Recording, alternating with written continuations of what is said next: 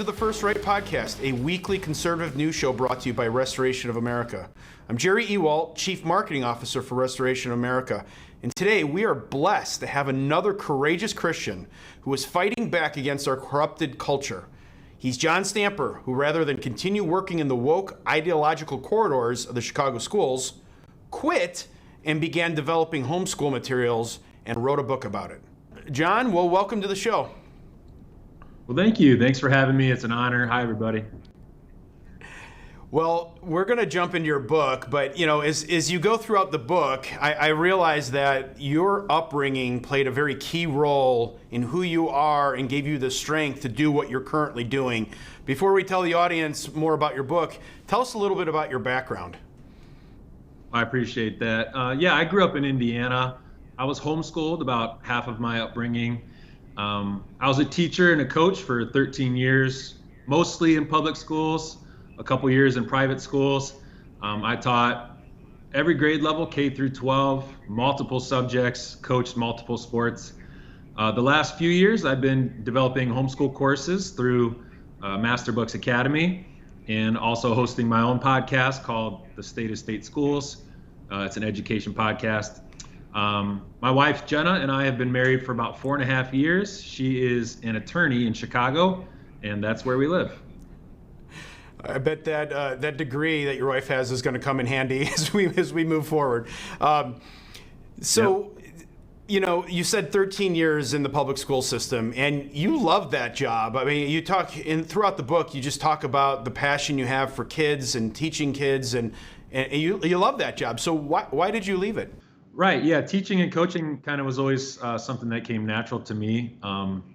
But in the fall of 2020, which was my one and only year at Chicago Public Schools, this was also at the height of COVID.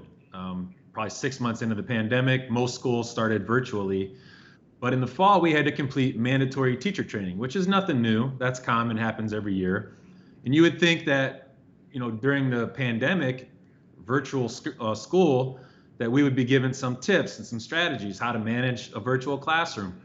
But instead, we were presented with critical race theory and gender theory presented as fact. I can give a few examples. We were instructed on topics such as pronouns and supporting transgender students and intersectionality. One example was the gender unicorn, it's like a character. It looks like Barney. It's really friendly looking. The video describes it as a cute character your students will love. But the gender unicorn is designed for kindergartners, so 5 and 6 year olds, to teach them about their gender identity, whether they can be a boy, a girl, or a different gender altogether. They can be emotionally attracted to a boy, a girl, or an entirely different gender. Another example would be training sessions on always using preferred pronouns. It's always best practice to affirm a student's transgender identity. And then in our own training module, we were presented with a student in the school district who was out as trans at school, but was not out at home. And the teachers, principal, counselors were keeping this from the parents. Nobody told the parents out of privacy and safety for the student. There was another element of critical race theory called intersectionality. We were presented with a graphic. It's called Intersecting Identities. You can look this up for yourself. Created by a group called the California Partnership to End Domestic Violence. So in this graphic, it presents 9 privileged identities and 9 marginalized identities. And everyone is in one of these two groups. So some examples of the privileged identities would be white people, Christians, boys, men, heterosexuals. So some of the marginalized identities would be people of color, non-Christians, LGBTQ population. So wherever these identities meet, like 2 of these identities, if they meet, they are assigned a tactic of oppression or a way that they would oppress a marginalized individual. I'll give you a few examples. According to this training, if you're a Christian, then your tactic of oppression is you're emotionally abusive toward non-Christians. Another example would be if you are a white boy or a white man, you're emotionally abusive to people of color and females.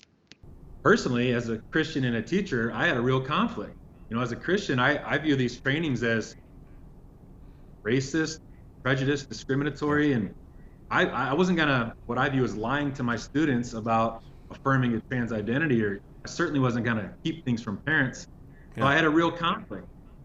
Could I be a Christian and a teacher, right? So what I ended up doing after kind of months of prayer and wrestling with this was I filed a formal complaint with the Chicago Public School Board. They have an online portal where you can file a formal complaint.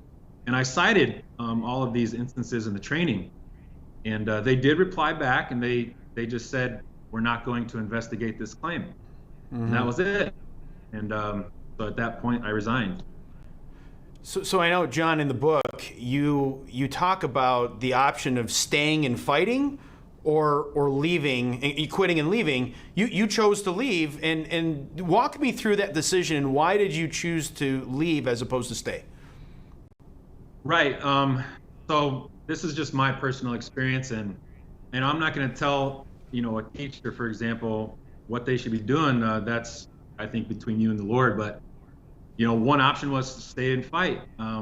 The other, like you mentioned, was to kind of leave. So ultimately, after praying and praying with my wife and discussing with my wife, mm-hmm. I felt like the Lord was reminding me of Lot, kind of to flee the city before destruction. Yeah. That was where my head was. That's where my heart was, and that's where I felt the Lord was leading me to file that complaint. Yeah. Try to plead my case, and then to walk away.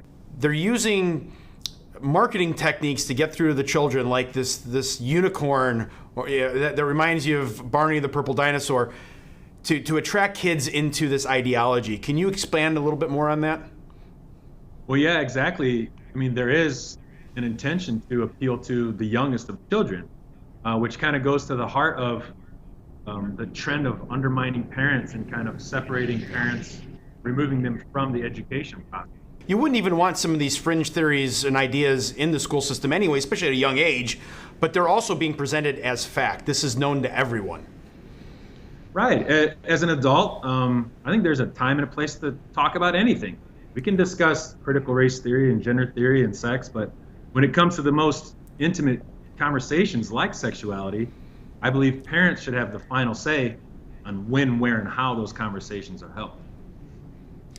So, John, I got a little test for you here. So, I am a white male who's married.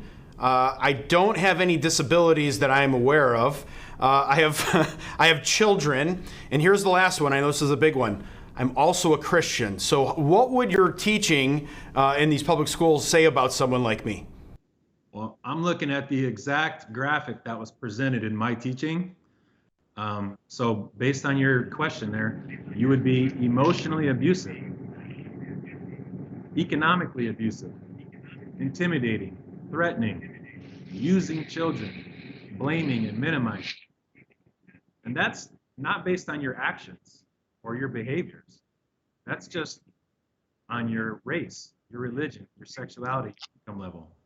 And one of the things that you talk about in your book that I thought was really interesting is that this is related to Marxism, socialism, communism, and that education is such an important aspect of advancing Marxist causes. Right on the money, and I actually think that is, the most important chapter in my book is about the rise of Marxism and communism in the 20th century.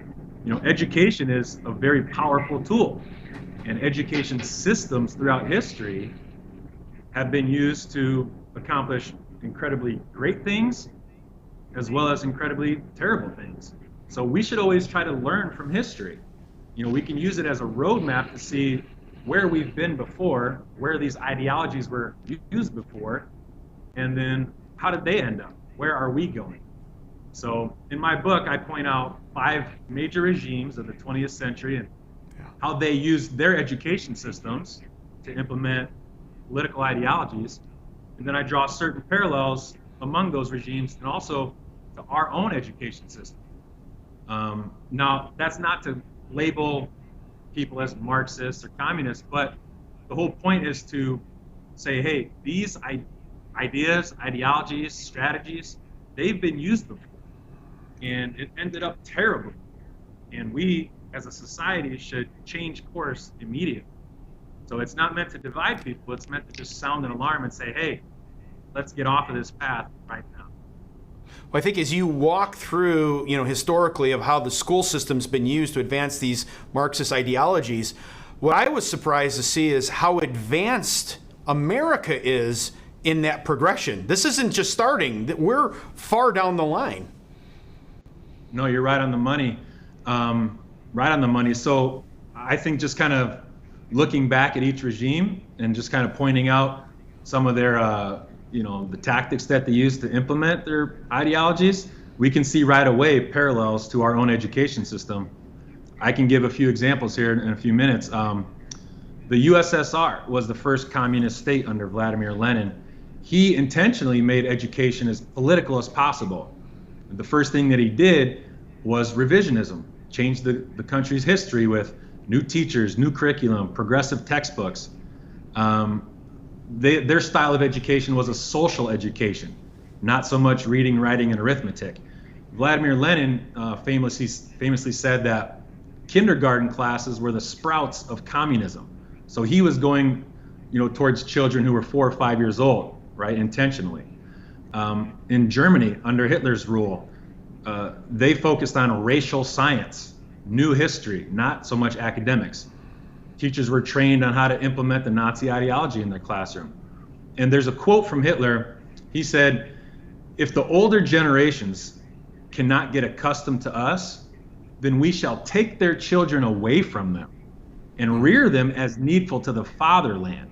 So that's the idea of separating parent from child to use for society's needs, for the government's needs, right? So that's a scary, scary thought. So anytime if there's a separation of parents and child in the education system, that's a big, big problem, and that ought to be stopped immediately. Yeah.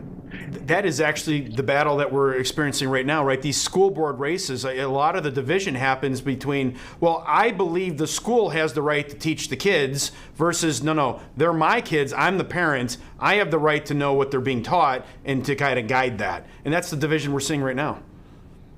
Absolutely. I mean, and the content and the tactics are in line with Marxism or socialism. Marxism, which is an atheist ideology, is all about disrupting institutions like the family or establishments. And they do that by dividing, casting one side as the oppressor and the other side as the oppressed. And we already kind of touched on socialism, the idea that the child's purpose is to serve society, that they're raised by the village and the community, not so much the parents. So we've seen these things happen before, the content, the tactics and strategies. And we should be learning from this, learning from history, and making more informed decisions, not repeating the same mistakes. Now, you advocate for homeschool, right? That's kind of one of your solutions you advocate for. Sure. As a former homeschooler and also as a public school teacher, I can kind of relate to both sides. I think that's the best scenario is homeschooling children, but of course, not every family can do that for whatever reason. I totally understand that. So for those parents who cannot homeschool, I do offer suggestions in my book of kind of what you can do to ensure that your children aren't indoctrinated. For example, being involved in your school's textbook and curriculum adoption process, maybe even running for a school board seat yourself. And there's a whole list that I give. But other than that, I mentioned my weekly podcast. This is what I talk about every week is kind of notifying parents of what's going on in education and, kind of what it all means and what you can do about it. But there are things that you can do if you have to stay in the school system, but it's an ongoing thing. It's not a one and done situation. It's going to take diligence. But again, what could be more important than the future and the education of your child? So get involved. Get your voice out there, consider homeschooling, and I think maybe my favorite one that you actually have in the book is what we really need is a spiritual revival. I mean, it begins and ends with God, and if we don't turn back to Him, we're not going to be able to restore our kids and restore this country. I absolutely agree with that. We need to get back to the shared values that we had, one nation under God, Well, John, this is fantastic. Thank you so much for all that you're doing. Keep up the good fight, and may God continue to bless you on your journey. Thank you so much. I really appreciate you guys having me today. Thank you. All right, well, that's our show for today. Thank you so much for tuning in and supporting conservative media. And don't ever forget that by working together and staying diligent, we conservatives can bring our country back to true greatness. Until next week, let's all keep praying that God will continue to bless America. First Right, a new kind of news summary without the liberal slant. Every morning, in your inbox, always free. Subscribe by texting First Right to 30161. That's First Right, all caps, one word, to 30161.